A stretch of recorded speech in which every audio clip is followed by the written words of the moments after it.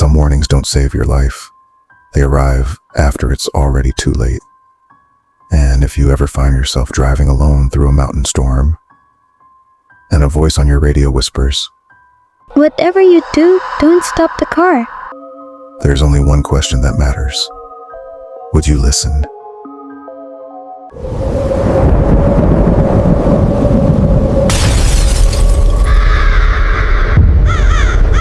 There is no escape. Rain hammered Ethan's windshield so hard, the road seemed to disappear between every flash of lightning. His wipers fought a losing battle while the mountain highway twisted endlessly through darkness. There wasn't another car for miles. Then the GPS died. The map blinked once, then vanished. The radio crackled with violent static. Ethan reached to switch it off. Before his fingers touched the dial, a little girl's voice slipped through the noise, soft, calm, almost pleading. "Whatever you do, don't stop the car." Every hair on Ethan's arm stood up. He glanced at the passenger seat. Empty. He checked his phone, no signal. Then, a barefoot girl stood in the middle of the road. She hadn't been there a second ago. Ethan slammed the brakes. Rubber screamed against soaking asphalt as the car skidded sideways. The vehicle stopped inches from where she'd been standing. But the road was empty. No footprints, no child, nothing. If no one had been there, who had warned him? He turned the key. Nothing. Again, only silence. Lightning split the sky, revealing something impossible beyond the trees. A massive Victorian mansion, black walls, broken windows, dead branches wrapped around it like skeletal fingers. One upstairs window glowed with a single candle. As Ethan stared, the curtains slowly shifted. Someone was watching. With no phone signal and no working car, he had only one choice. He stepped into the rain. Each step toward the house felt heavier than the last. Who was waiting behind that window? The front porch groaned beneath his weight. He knocked. Silence. He knocked again. Before his hand could fall a third time, the ancient wooden door creaked open by itself. Warm candlelight spilled into the storm, inviting him inside. The hallway stood empty. No voices, no footsteps, no sign of life. Ethan crossed the threshold. The instant both feet entered, the front door exploded shut behind him. The echo rolled through the house like thunder. He grabbed the handle. It wouldn't move. Had the house just locked him in? Only one sound disturbed the silence. Tick, tick, tick. An enormous grandfather clock counted every passing second.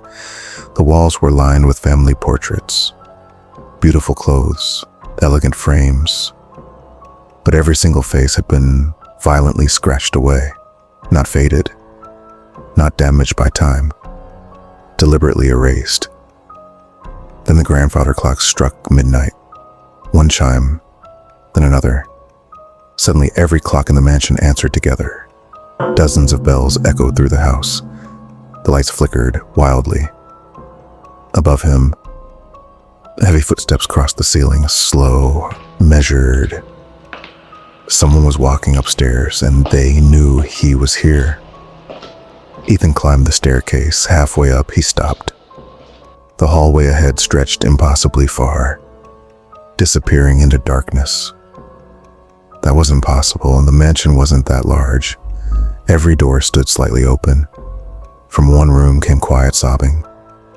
From another, gentle laughter.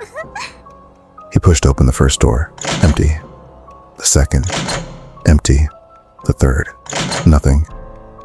Yet the sounds continued all around him. Then, every door slammed shut at once. The entire hallway shook, except one. At the very end, one door remained open. Something wanted him inside. The room held only one object, an enormous antique mirror coated in dust. Ethan stepped closer. His reflection stared back. Then it smiled. Ethan didn't. His heartbeat stopped for a fraction of a second. The reflection slowly lifted one finger. Pointing behind him, he spun around. Nothing. The room was empty. He looked back at the mirror. His reflection was gone. The mirror was still reflecting the room, just not him. If that wasn't his reflection, who had been standing there? A delicate melody drifted through the mansion. A child's music box. The tune floated downward into darkness. Ethan followed it to the basement. Every wooden step groaned louder than the last. The temperature dropped with each breath. His flashlight flickered. The music stopped. Complete silence. Then something leaned close enough for him to feel icy breath against his ear. A whisper, barely audible. You are finally home. Home? He had never seen this place before, had he? His flashlight landed on a yellowed newspaper lying across the basement floor. The date, exactly 1 year earlier. The headline froze the blood in his veins.